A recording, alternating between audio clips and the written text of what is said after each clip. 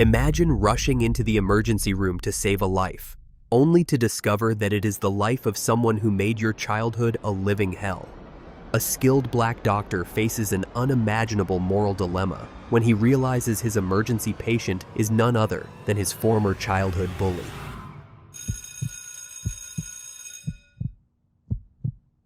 Dr. Marcus Johnson walked down the polished hospital hallway. He had gotten used to the hushed whispers that usually followed as he walked past other health workers in the hospital. That's Dr. Johnson, right? The one who saved that woman last week. Heard the surgery was impossible. He's the best. Everyone says so. Marcus barely noticed anymore. His life had become a whirlwind of constant demands, life-saving decisions, and the endless push to be better, faster, and more precise. It was the price of being at the top, and Marcus welcomed it. At 39, he was the head of trauma surgery at one of the top hospitals in the city, a position he had fought tooth and nail to reach. In the ER, everything moved at a relentless pace.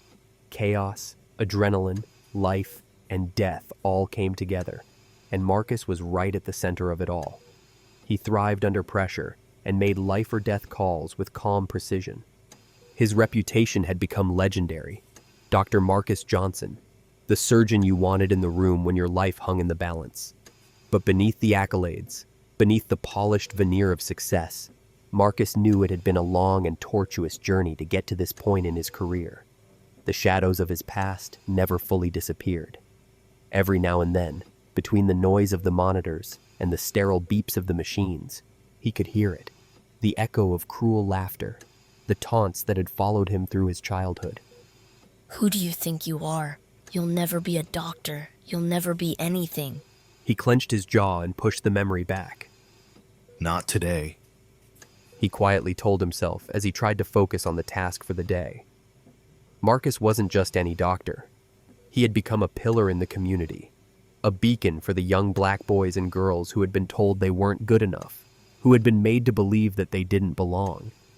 He knew what it felt like to carry that burden. Marcus grew up in a rough neighborhood where hope was a luxury. He faced more than his fair share of obstacles, but despite the weight of doubt, he had pushed through. That's what made Marcus different. He knew what it was like to be on the edge of breaking, to fight for survival with everything he had because, in the end, he had nothing to lose. And looking back at his struggles today, he did not just survive, he had flourished. Marcus stood by the large windows in his office, looking out over the city. The skyline gleamed in the distance, the sun casting long shadows over the hospital courtyard. Sometimes, he believed he could see the neighborhood he had grown up in from here, and sometimes, it felt like the past was always within arm's reach, no matter how far he'd come. Today was one of those days. He had hoped this year would be different. Maybe this year, he'll forget his past and not walk around the entire day with a cloud of sadness. But he did. October 12th. He muttered to himself. It had been over 2 decades, but he still remembered. 22 years ago today, he thought. Marcus could feel the knot tightening in his stomach. On this day years ago, he remembered how everything had changed, how the nightmare, Brad Thompson, had made sure that school wasn't just difficult, it was unbearable. Marcus rubbed a hand across his face, shaking his head as if to free himself from the memories. There were lives to save today. He wasn't that same scared, beaten boy anymore. He was Dr. Marcus Johnson, and no one could take that from him. 22 years earlier, in the heart of a neighborhood where the odds were stacked against every black kid trying to make something of themselves, Marcus Johnson stood in the schoolyard, clutching his backpack to his chest. His heart pounded as Brad Thompson and his group of friends closed in on him. Hey, nerd, what's with all the books? Brad sneered, grabbing Marcus's backpack and tossing it to the ground. The others laughed, circling Marcus like vultures. Brad was bigger and stronger, and he was always looking for someone weaker to remind him of his power. Marcus had always been the target, smart, quiet, ambitious, and most unforgivable of all in Brad's eyes, black. You think you're going to be a doctor, huh? Brad's voice was mocking, dripping with hatred. My dad says people like you should know their place. You don't get to have dreams. You don't get to be something. Marcus stayed silent. He had learned that words didn't help in these situations. His lips were pressed into a tight line, his heart thudding in his chest as Brad shoved him backward. He fell, the gravel biting into his hands as he hit the ground. You're nothing, Brad said, standing over him. and you'll always be nothing. Brad's words were seared into Marcus's memory, every word a fresh wound. It wasn't just the physical pain of the beatings that followed. It was the weight of the words, the constant reminder that people like him weren't supposed to succeed. The bullying in school had gotten so bad that Marcus had found himself having harmful thoughts and believing he could never be good enough. Marcus fought against that narrative every single day after high school. He had pushed himself through medical school, through the brutal hours, the endless exams, and the doubters who still thought someone like him didn't belong in a white coat. Now, he was here at the top. But there was no denying that those words have left scars he would forever live with. The buzz of his pager pulled Marcus back into the moment. The red light in his pinger was blinking, signifying an emergency in the ER. He slipped his coat on. He was back to being the doctor everyone had come to admire. "I can't let my past interfere with the present today," he calmly told himself as he made his way toward the emergency operating room. But the past wasn't done with him yet. It was the beginning of 8th grade when Brad Thompson decided that Marcus Johnson was his new favorite target. The schoolyard was always loud, filled with the rough energy of kids navigating their place in a world that didn't care much about them. The neighborhood was tough, but Marcus had a different vision for his future. He wasn't interested in being like the boys who threw punches to settle arguments, or the girls who watched the fights with blank faces. Marcus had dreams. He had always been a quiet kid, one who loved books more than basketball, who spent his weekends at the library instead of causing trouble in the streets. He had heard the other boys laugh at him, but he didn't care. Not until Brad came into the picture. It started small. A shove in the hallway. A rude comment in the lunchroom. The first time Brad noticed Marcus was when a teacher had praised him in class, calling him a bright student with a promising future. The look on Brad's face after that was enough to send a chill down Marcus's spine. The next day, Brad knocked Marcus's books from his hands as he walked by. "You think you're better than us?" Brad's voice was faint, but filled with venom. Marcus didn't respond. He just knelt to pick up his books, his fingers trembling as he tried to stay calm. Brad was 3 times his size, and while he hated fighting, he knew this wasn't a fight he could win.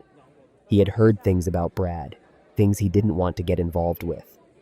Brad came from one of the poorer and unstable households in the neighborhood.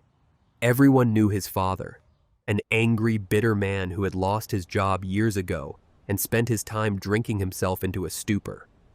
When he wasn't drinking, Brad's father blamed people who looked like Marcus for taking opportunities away from people like him. Marcus's mother had warned him to steer clear of Brad. "That boy's got trouble written all over him, Marcus. You just keep your head down and focus on your studies. You're going places he can only dream of."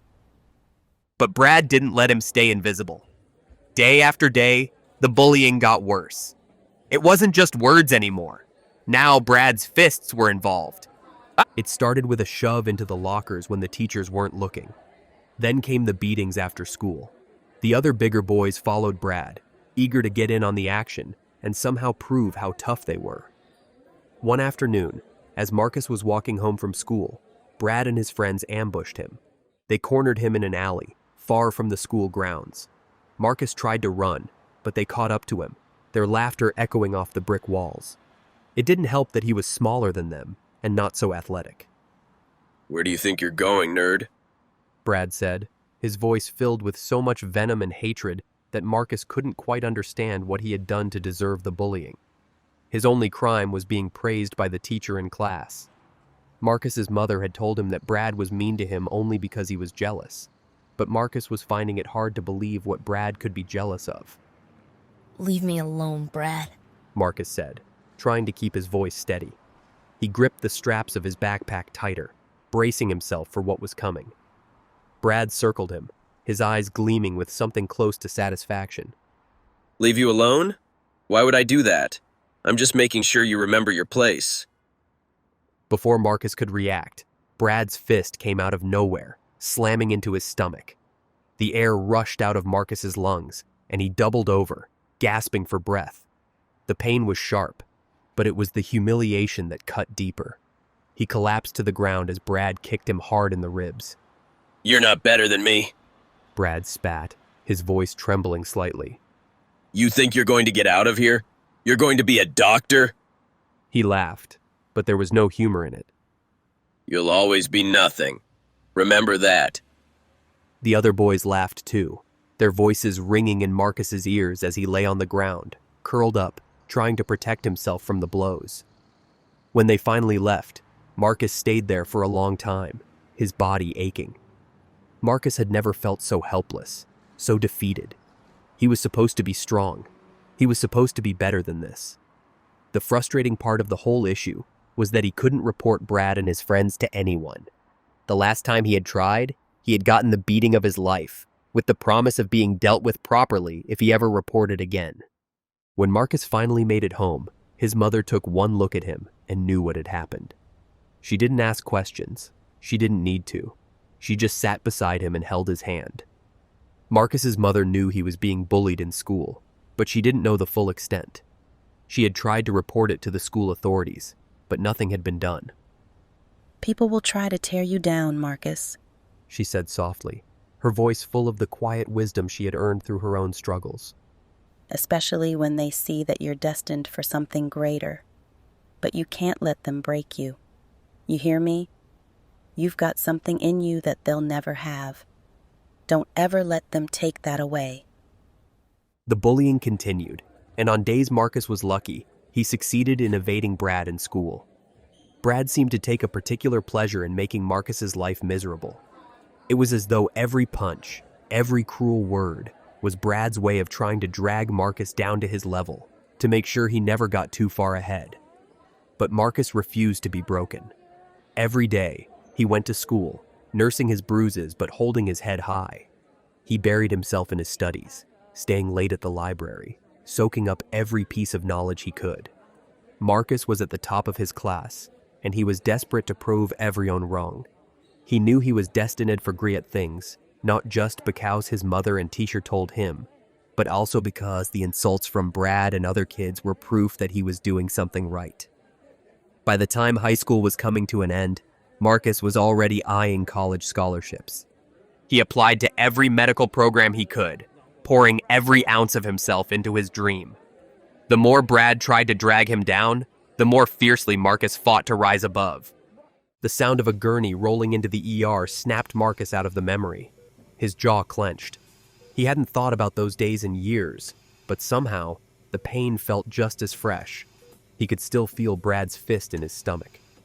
Dr. Johnson, we need you. One of the nurses called from the hallway, pulling him back into the present. He glanced at the clock. The patient they had just wheeled in was in critical condition. It was time to focus. There was no room for the past right now. But as Marcus made his way toward the trauma room, he noticed he was not as composed as he usually was. He chalked it up to the date and how his mind had been playing back memories from his childhood.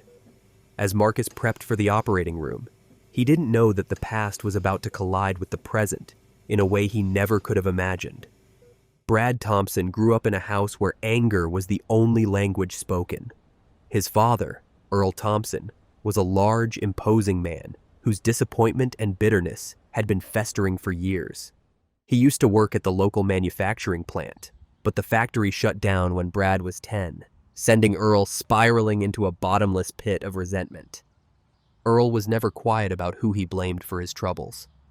Them! He'd spit with disgust as he watched the news, his face twisted with anger. They're the reason people like me don't have jobs anymore. They're taking everything from us.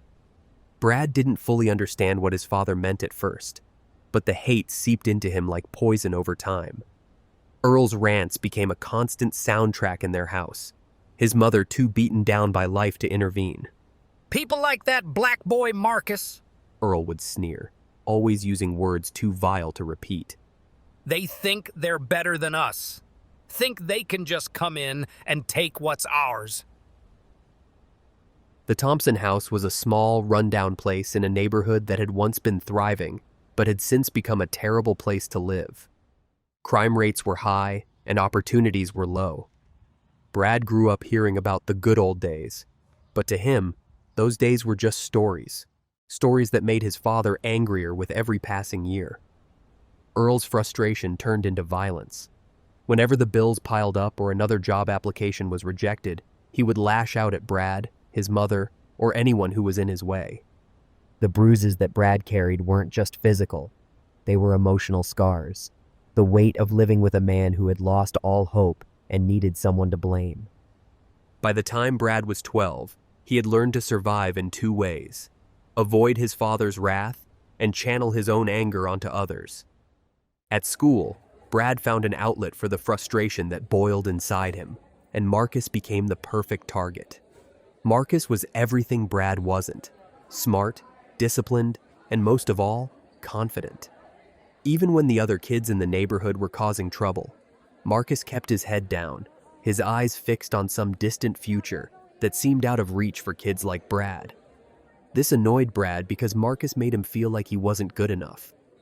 How does he think he's going to get out of here? Brad would tell his friends, hiding his insecurities with cruelty. It was easier to hate Marcus than to face the reality of his own life. It was easier to tear someone else down than to build something for himself. It didn't help that his father's words echoed in his ears every time he saw Marcus with his books or heard a teacher praise him. People like that don't deserve what they get, His father would say with hatred. You have to remind them where they really belong. So Brad did. In the schoolyard, he made it his mission to break Marcus down, to prove to himself and to the world that Marcus wasn't better than him. Every punch, every shove, every cruel word felt like a twisted form of justice in Brad's mind, his way of taking control in a world where he felt powerless. But the truth was, no matter how much Brad tried to break Marcus, it never made him feel better. It never silenced the nagging voice in the back of his mind that whispered what he already knew, that Marcus was going to escape, and he wasn't. As Brad got older, his father's words became his own. He carried the weight of his father's failures on his shoulders, inheriting his bitterness like a family heirloom. He dropped out of school before graduation. The streets were more in tune with him, as he believed the school could not give him what he needed to survive in the world. By the time he was in his 20s, Brad was already in and out of trouble with the law. Petty crimes, bar fights, nothing major, but enough to keep him in a cycle of dead-end jobs and broken promises. He never left the neighborhood. Every time Brad walked past the high school, he thought of Marcus. He hadn't seen him in years, but he heard the rumors. Marcus had gone off to college, then medical school. He was a doctor now, a real doctor. The kind of man Brad's father used to throw racist remarks at on the news, the kind who wore fancy suits and had people calling him sir. Brad couldn't understand it. How had Marcus made it? How had he escaped a place that he didn't believe anyone else could get out of? It didn't make sense, and it made Brad hate Marcus even more despite the fact they had not seen each other in years. Brad had tried to destroy Marcus in school, but somehow Marcus had risen above it all, as if the bullying had only made him stronger. It was the ultimate insult to Brad. He had given Marcus everything he had, all the cruelty, all the pain, and yet Marcus had turned out better. This realization kept Brad up at night, but when push came to shove, he knew the truth. He knew that Marcus had worked hard, studied late, and sacrificed more than anyone else in that school. He knew that Marcus had earned everything he had achieved. But Brad couldn't face that truth, because if he did, he'd have to admit something he wasn't ready to accept. Marcus wasn't the one who had failed. It had been a stormy night. Brad had been drinking, as he often did when the disappointment that was his life became too heavy to bear. The bar was crowded, the air thick with cigarette smoke and alcohol. He had gotten into a fight with some guy over nothing, really. Just another excuse to throw a punch, to feel something other than the constant emptiness. He remembered getting into his truck after the fight, his head spinning, his vision blurred. He shouldn't have driven, but Brad wasn't the type to think things through. His hands were trembling as he gripped the wheel, the weight of his father's failures and his own mistakes crashing down on him as the streetlights blurred by. The last thing he remembered was the headlights of the oncoming car. And then, everything went black. Back in the hospital, Marcus Johnson was prepping for emergency surgery when they wheeled in the latest trauma case. A man in his mid-30s, unconscious, badly injured from a head-on collision. Marcus's focus was laser sharp, his years of experience taking over as he called out instructions to the team. The man's vitals were dropping fast, and the window to save him was becoming smaller with every second they wasted. It wasn't until Marcus moved to examine the man's pupil response that he froze. He stared at the face lying on the table, bruised and bloodied, but unmistakable. Brad Thompson. For a moment, it seemed to Marcus as if time had stopped. The years melted away, and Marcus was no longer a confident, respected surgeon. He was a terrified boy lying on the ground in that alley, his body aching, Brad standing over him with a twisted grin. His pulse quickened. His hands trembled ever so slightly. "It's him!" The nurses were watching him, waiting for orders. The patient, Brad, was losing blood fast. Marcus's medical instincts screamed at him to act, but a flood of emotions kept him paralyzed. This was Brad. His Brad. The boy who had made his life hell. Marcus's heart pounded as he stood there, the weight of his past crashing into him with brutal force. This was the moment. The man who had caused him so much pain, the man who had tormented him for years, was lying on his table, and Marcus was the only one who could save him. The operating room was alive with energy as the nurses moved quickly, trying to stem Brad's bleeding. As the machines beeped, time felt frozen to Marcus. He stared down at Brad's broken body, his mind racing at the thoughts of the torture he had endured at Brad's hands.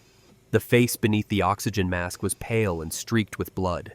Brad was unconscious, unaware of the world around him, unaware that the man standing over him, the one tasked with saving his life, was the boy he had tormented for years.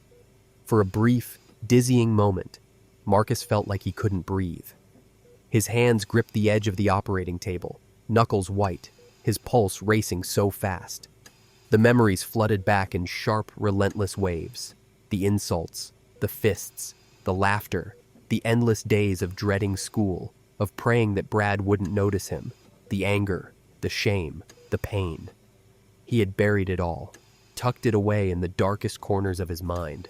But now, standing here, it all came rushing back to the surface. He thought he had moved on. He had become someone important, despite everything Brad had done to tear him down. He had risen above the hate, proving everyone wrong. He had won. So why did he feel like he was losing all over again? Dr. Johnson, One of the nurses called, her voice sharp and urgent. we're losing him. Marcus snapped back to the present. Brad's vitals were dropping. The machines around him beeped faster, their loud alarms warning of a life that was about to be lost. His blood pressure was crashing fast, his heart rate slowing to a dangerous crawl.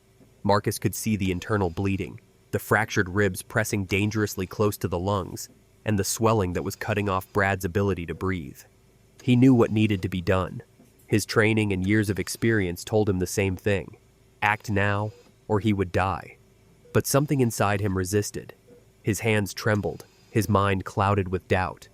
The thought snuck in, dark and insidious. What if I don't save him? What if I just step back? What if I just let nature take its course? He thought to himself.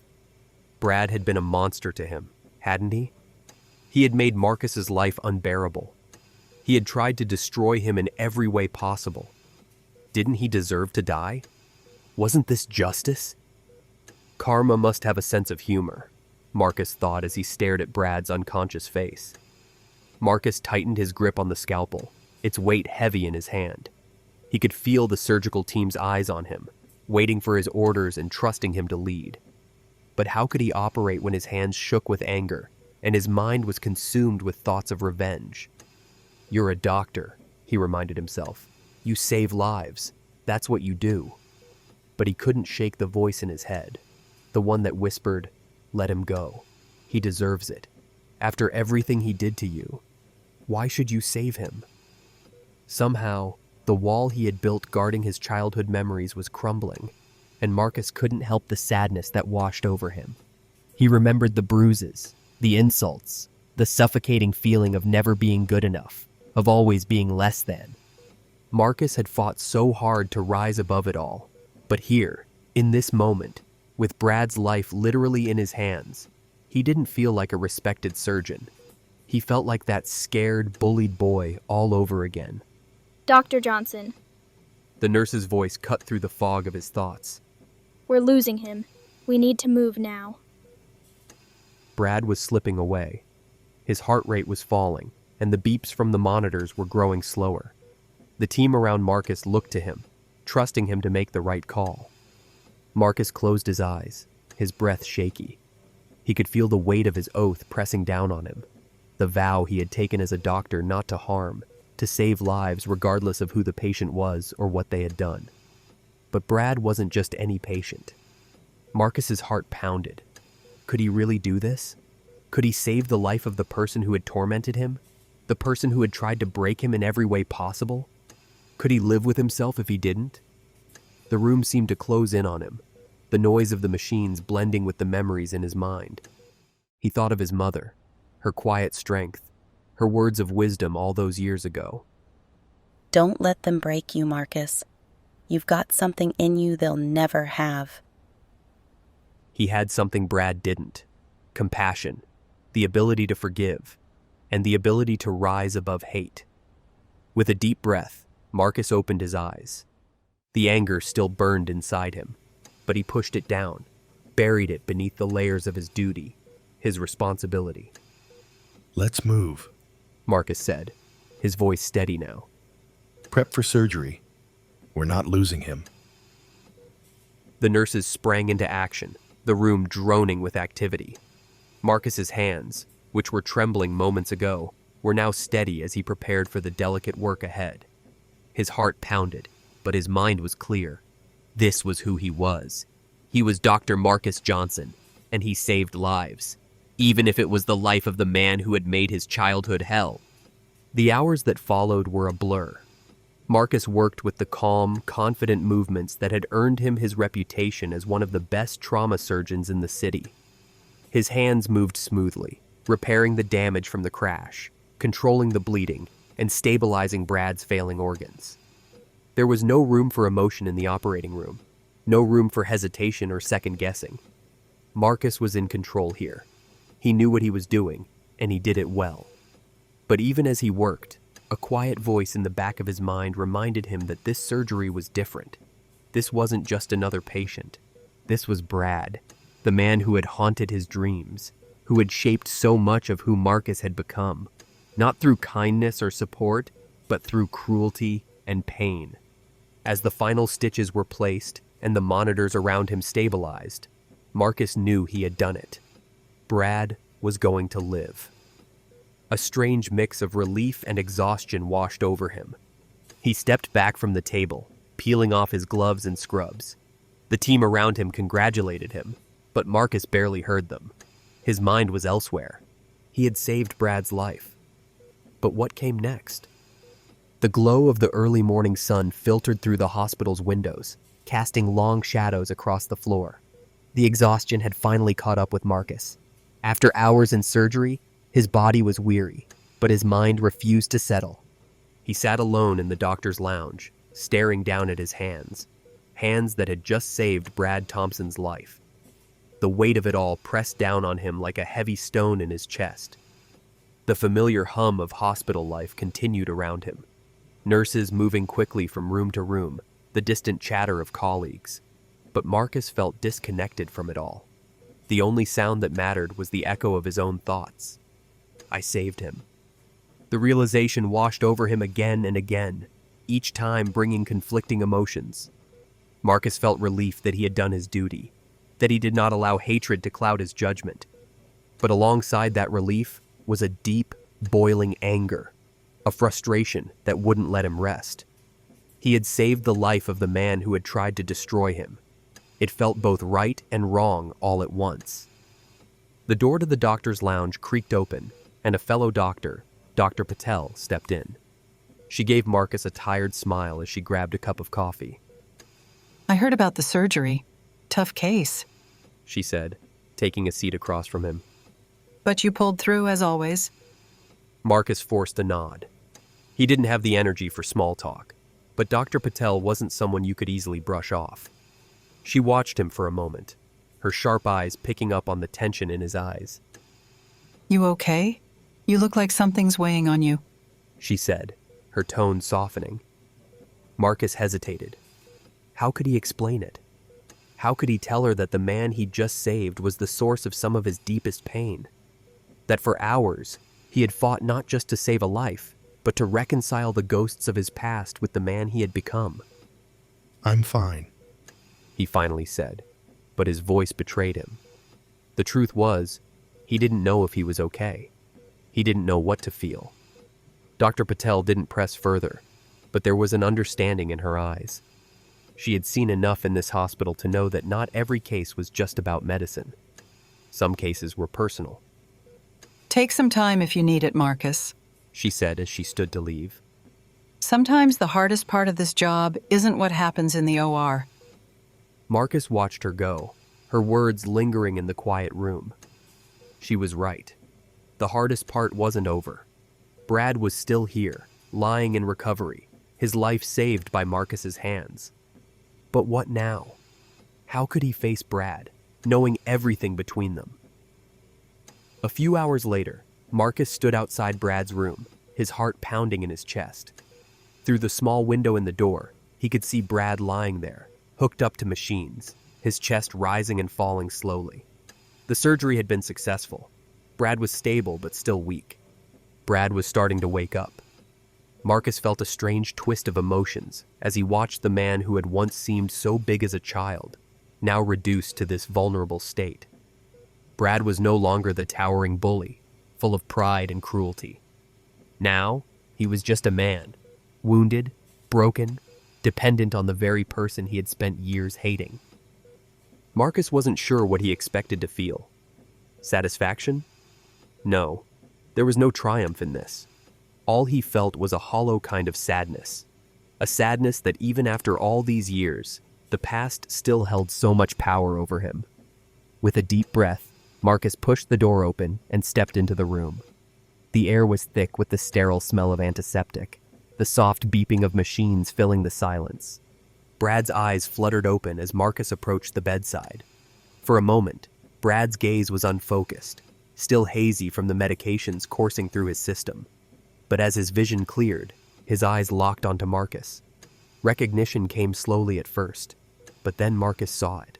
The flicker of shock in Brad's eyes, the widening of his pupils as he realized who was standing before him. Marcus? Brad's voice was hoarse, barely a whisper. Marcus felt his throat tighten. He hadn't heard Brad say his name in years. And now, here they were, face to face. Two men with a history of pain and violence between them. Brad blinked, his brow furrowing in confusion. You saved me? His voice cracked, the words barely audible. Marcus stood there, unsure of how to respond. What could he say? That he had been tempted not to? That he had hesitated, haunted by the memories of Brad's fists, his laughter, his cruelty? But in the end, he had chosen to save him because that's who Marcus was.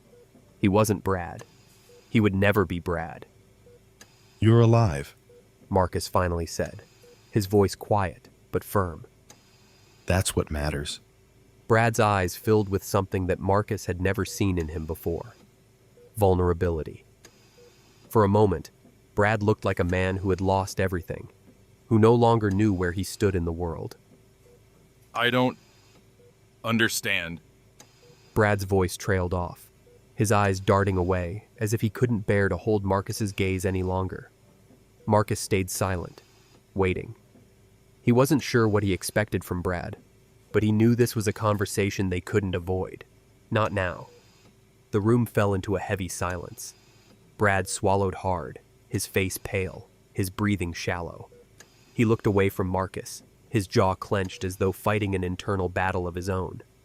When he finally spoke, his voice was barely more than a whisper. I was a terrible person. Brad said, his words faltering. I did awful things to you. Marcus stood motionless, the weight of those words hanging in the air between them. He had waited years, decades even, to hear Brad acknowledge the pain he had caused. But now that the moment was here, it didn't bring the closure Marcus had once imagined. Instead, it felt raw, unfinished, like a wound reopened but not yet healed. I don't expect you to forgive me. Brad continued, his voice cracking with emotion. I don't deserve it. I don't know why I was like that. Marcus's gaze was focused on Brad as he listened. The anger he had buried for so long threatened to rise again, but he kept it in check. There was something in Brad's voice, something that wasn't the bravado or cruelty of the boy he remembered. This was a broken man, a man who had lost his way, and now, finally, seemed to understand the damage he had done. Why now, Brad? Marcus asked, his voice quiet but firm. Why are you saying this now? Brad turned his head slightly, looking at Marcus with eyes filled with regret. He struggled for words, but eventually, they came. I was jealous of you. Brad admitted, the words tumbling out of him like they had been locked away for too long. You were smart. You had something I didn't, and I hated you for it. My old man, he filled my head with so much hate. I didn't know any better back then, but that's no excuse. I knew what I was doing. Marcus felt his chest tighten. He had spent so many years hating Brad, so many years letting that anger fuel him, drive him to succeed. And now, here was Brad, laid bare, admitting that his hatred had come from a place of weakness, of insecurity. It didn't make the pain go away, and it didn't take away the years of torment, but it was something. I'm not asking for forgiveness, Marcus. Brad said, his voice rough with emotion. I just want you to know that I'm sorry for all of it. Marcus stared at him, the words lingering in the air between them. He had imagined this moment for so long, imagined what it would be like to hear Brad apologize. But standing here now, it didn't feel the way he had expected. There was no sense of victory, no grand moment of closure. Just two men, broken in different ways, facing the truth of the past. Marcus took a deep breath, his hands resting at his sides. Forgiveness wasn't easy. It wasn't something he could give right away, not after everything. But he understood now, standing in front of the man who had once terrorized him, that forgiveness wasn't about Brad. It was about him, about letting go of the hate that had weighed him down for so long. I'm not sure I can forgive you, Marcus said, his voice steady. Not yet. Maybe not ever. Brad's eyes dropped, his face falling. He nodded, accepting the weight of those words. But I saved your life, Marcus continued. Because that's who I am. I'm not the person you tried to turn me into. I'm not filled with hate like you were. And maybe one day, I'll forgive you. Brad's eyes dropped again, but he completely understood Marcus's decision. If someone had treated him as poorly as he had treated Marcus, he was sure he would have never forgiven. Brad nodded slightly, his breath shaky, his voice low when he finally spoke. I never expected forgiveness, Brad whispered, the strain of his confession evident in his every word. I don't deserve it, Marcus. Not after what I did to you. There was a long pause. The beeping of the heart monitor filled the silence, a steady reminder that Brad had just come through the most traumatic fight of his life, and Marcus had been the one to pull him back from the brink. Marcus stood over the bed, watching the man who he had once dreaded. Brad's apology didn't erase the years of torment, but at this moment, he saw something different in Brad: remorse and genuine regret for his past actions. The years had not been kind to him, and now, with his life spared after the accident, Brad looked almost like a child lost in shame. You're right. Marcus said after a moment, his voice heavy but calm. You don't deserve it. Not yet. Brad's face fell as Marcus spoke, his lips trembling. Marcus could see how much Brad had been crushed under the weight of his own guilt. It was as if saving his life had given Brad a second chance, not just to live, but to confront the destruction of the past he had long tried to ignore. But it's not about what you deserve, Marcus added, his voice steady but cold. It's about what I can live with. I didn't save you because I wanted to. I saved you because it's my job, because that's who I am.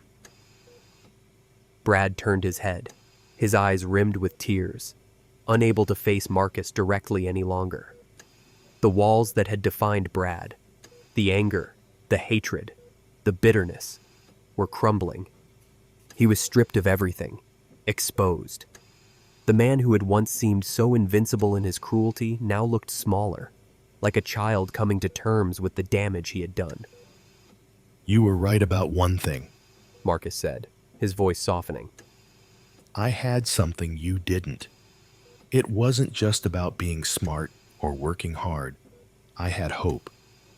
I had people in my life who believed in me, and I believed in myself.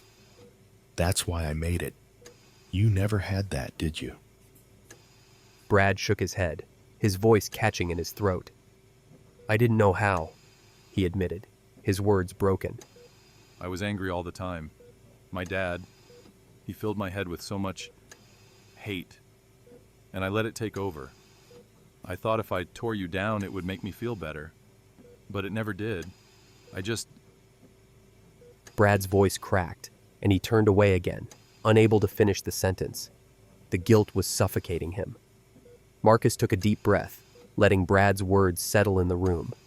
The anger and frustration that had once burned so hard inside him, the resentment that had driven him for so many years, were gradually fading. It wasn't gone, but it had transformed into something else. Understanding, maybe. Not forgiveness, not yet, but understanding. Life didn't turn out the way you thought it would, Marcus said, his voice filled with a quiet sadness. But you still have a choice now. You've got a second chance, Brad. What you do with it, that's up to you. Brad looked up, his eyes hollow but searching, as if he couldn't quite believe what he was hearing.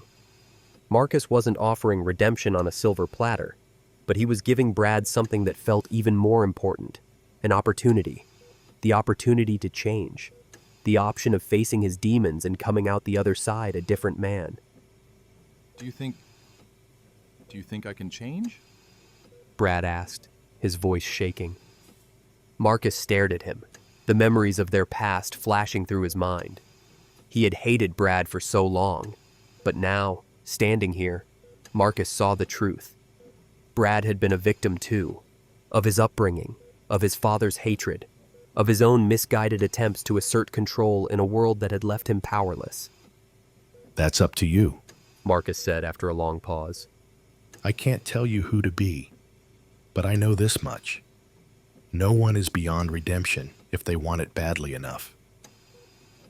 Brad swallowed hard, his eyes shining with unshed tears. I don't know if I can fix everything I've done, Brad admitted. I don't even know where to start.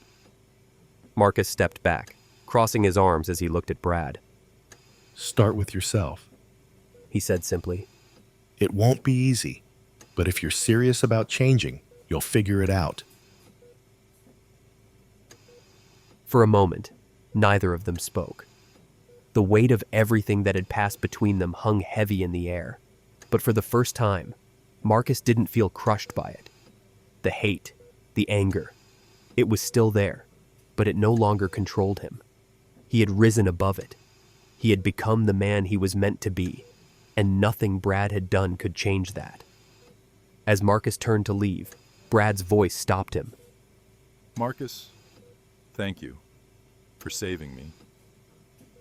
Marcus didn't turn back, but his voice was calm, steady. Don't thank me yet, Brad. Prove that you deserved it.